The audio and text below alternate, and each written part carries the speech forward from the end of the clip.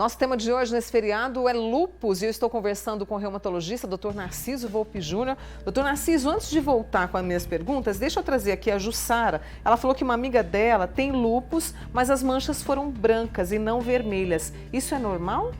Sim, pode acontecer. Existe muita variabilidade nas formas de apresentação do lúpus. A gente fala às vezes das manchas vermelhas, são as mais comuns, mas tem lesões discoides que são escamativas. Essas lesões mais escamativas costumam ser brancas, né? Parecendo às vezes até as manchas da psoríase. Então dá para confundir com psoríase. Você tem lesões que a gente chama de paniculite, que a pele faz uma pequena depressão local, como se fosse uma celulite, né? Uma inflamação profunda. Então, assim, lúpus tem muita variabilidade na sua apresentação clínica. Tem a nossa amiga Elânia, lá do Santa Mônica. Quem tem lúpus tem que tomar corticoide o resto da vida? Não. Se você conseguir usar medicamentos que modulam o seu sistema de defesa, né? Imunossupressores, imunobiológico ou alguma outra forma de tratamento de controle, você consegue colocar a doença em remissão e retirar o corticoide. Normalmente a gente tem como objetivo retirar totalmente o corticoide. Às vezes não se consegue.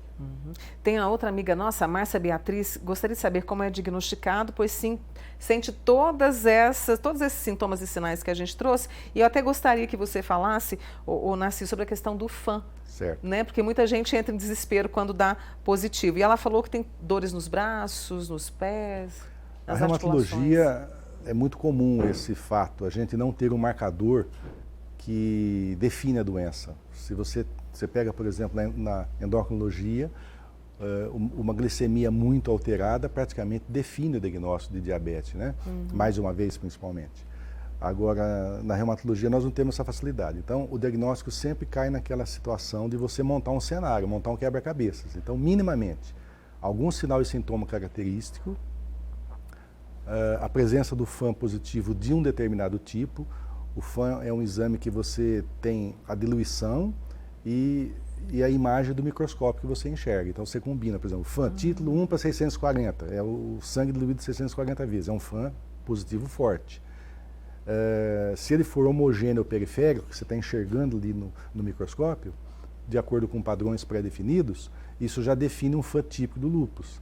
Se tiver complemento baixo, que são proteínas que são consumidas no processo imunológico do lúpus, e se você tiver, por exemplo, um sedimento urinário rico em cilindros, em proteínas, isso está bem indicativo no paciente com lúpus ativo com acometimento renal. Então você vai juntando essas peças, né? Então o FAM é o seguinte, o FAM foi um exame desenvolvido primeiramente usando como substrato as células do fígado de rato. E aí ele tinha um defeito, ele não dava positivo em todo mundo que tinha lúpus. Ele tinha uma positividade no máximo 80% quem tinha lúpus. Então 20% dos pacientes, você tinha certeza que era lúpus e o FAM continuava negativo. Aí se mudou a técnica, você passou para uma outra que usa células humanas, células epiteliais humanas. Essa técnica permitiu que praticamente 98%, 99% dos pacientes com doença autoimune forte como lúpus, o exame dá positivo. Mas trouxe aproximadamente 5% de falso positivo. Então você ganhou em sensibilidade e perder especificidade. Então o que acontece?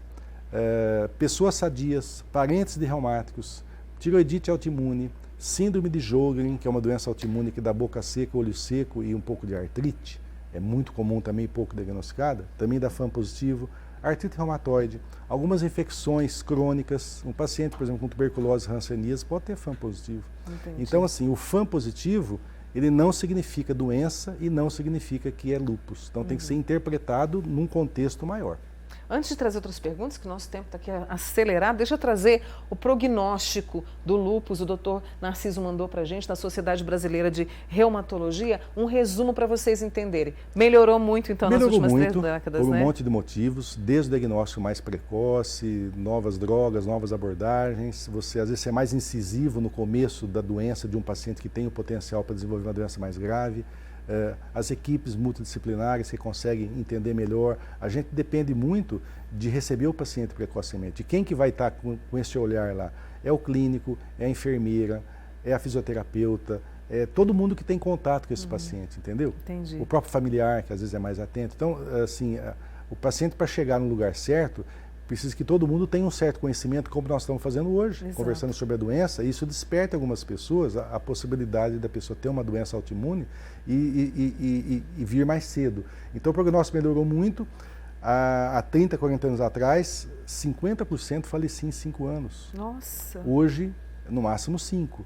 Então esses pacientes mais graves, então se você acompanhar esses pacientes durante 5 anos, 95% vão estar vivos no ano que vem. Assim como pessoas sadias também não vão estar todas vivas daqui a 5 anos. Existe uma mortalidade mínima relacionada a acidente e outras coisas, né? Outras doenças. Então assim, ficou muito próximo das pessoas que não têm lúpus.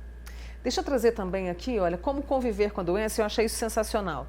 Proteção solar, atividade física, evitar o fumo, autocuidado, autoconhecimento, consumo, consultas e exames regulares. Vou até pedir para disponibilizar na nossa rede social, porque isso é muito importante. Justamente. O doutor Narciso, a Irene falou o seguinte, ela tem calombos grandes e coça muito, é um sinal? Não. Não, né? Não é sinal, então. Confunde-se com hanseníase, Sim. como o senhor falou, né? E aí tem uma moça lá de João Molevade, que falou o seguinte, que a mãe dela, olha como que era difícil o diagnóstico, a mãe dela morreu diagnosticada com HIV e era o lúpus. Olha como era difícil mesmo, né? E o quanto esse prognóstico hoje melhorou, né, doutor Narciso? Sim, nesse caso mais grave, o sistema imunológico está tão ativo, mas ele está ativo contra o corpo. Ele não está muito bem ativo contra infecções. Então a pessoa pode ter infecções graves, oportunistas, parecendo que tem... Parecendo não, de certa forma tem uma imunodeficiência, mas não a do HIV. Evolui parecendo um paciente com HIV. Agora, é difícil a gente entender esses casos sem saber os detalhes, mas normalmente quando você faz diagnóstico de HIV, você tem o exame positivo para HIV, né? Pode ter sido uma suspeita de HIV e depois não confirmou. Eu preciso muito agradecer a você e ao Dr. Narciso Volpi Júnior, reumatologista, que veio conversar comigo mais uma vez aqui no Manhã Total. Dr. Narciso. E conte comigo sempre também. Um bom feriado, tá? Obrigado. Para você e para sua família, viu?